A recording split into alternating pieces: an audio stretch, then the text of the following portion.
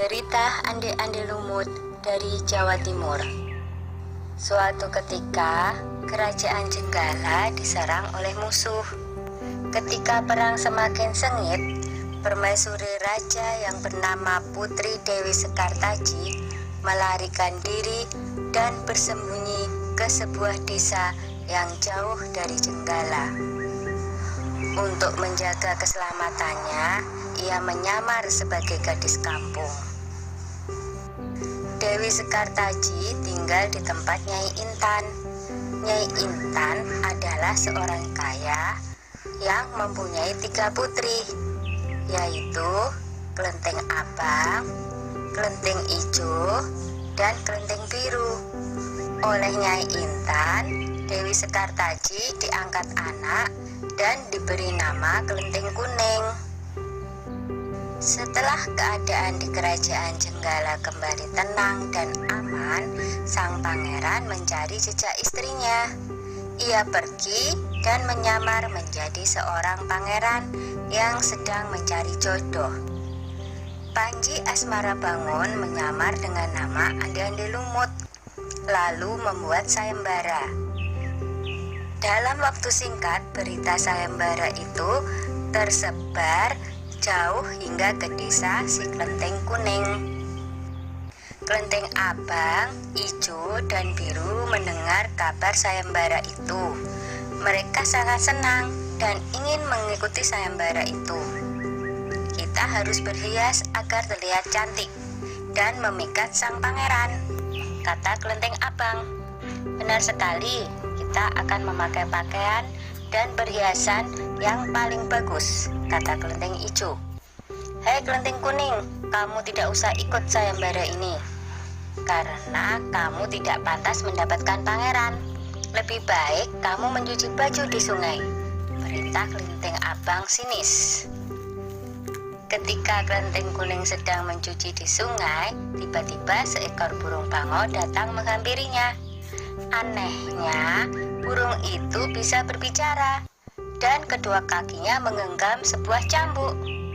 Wahai Tuan Putri, pergilah ke desa Dadapan mengikuti sayembara itu. Di sana Tuan Putri akan bertemu dengan Panji Asmarabangun.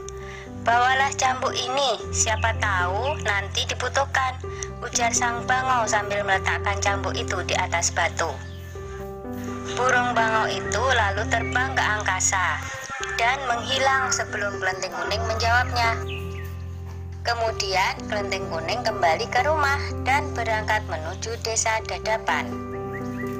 Sementara itu, di tepi sungai Bengawan Solo, ketiga saudara dan ibu angkatnya bingung karena harus menyeberangi sungai, tetapi tidak ada perahu.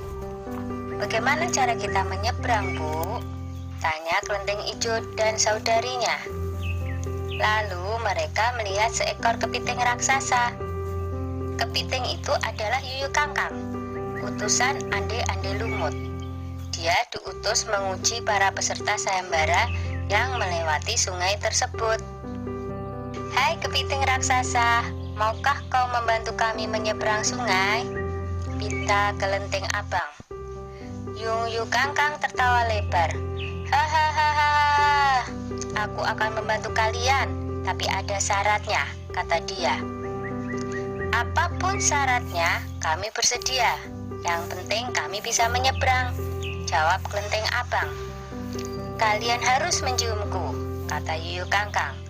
Dan mereka pun bersedia memenuhi syarat si Yuyu Kangkang. Kelenteng Kuning tiba di pinggir sungai. Yuyu Kangkang mengajukan syarat yang sama, tetapi Kelenteng Kuning menolak. Dia tak ingin mengkhianati suaminya. Berkali-kali Kelenteng Kuning memohon, tetapi Yuyu Kangkang tetap menolak. Akhirnya Kelenteng Kuning memukulkan cambuknya ke sungai, dan seketika itu air sungai Bengawan Solo surut. Melihat itu, Yuyu Kangkang ketakutan dan segera menyeberangkan Kelenteng Kuning, bahkan mengantarnya sampai ke desa Dadapan. Sayembara pun dimulai secara bergiliran. Lenting Abang dan adik-adiknya menunjukkan kecantikan mereka di hadapan ande-ande lumut. Namun, tak seorang pun di antara mereka yang dipilih oleh ande-ande lumut. Ampun pangeran, hamba mohon, terimalah salah satu putri hamba, iba Nyai Intan. Ande-ande lumut menjawab, wahai Nyai Intan, ketahuilah, aku tidak bisa memilih seorang pun dari putrimu, karena mereka telah mencium si Yuyu Kangkang. Sambil menunjuk kelenteng kuning, pangeran melanjutkan, aku memilih gadis ini karena dia telah lulus ujian, tidak mau mencium si Yuyu Kangkang. Nyai Intan dan ketiga putrinya baru sadar bahwa mereka ditolak oleh ande-ande lumut karena tidak lulus ujian. Kemudian ande-ande lumut membongkar penyamarannya dan mengatakan bahwa dia adalah Panji Asmara Bangun. Kelenteng kuning sangat bahagia karena bertemu lagi dengan suaminya. Sudah ya cerita ande-ande lumutnya. Jumpa lagi.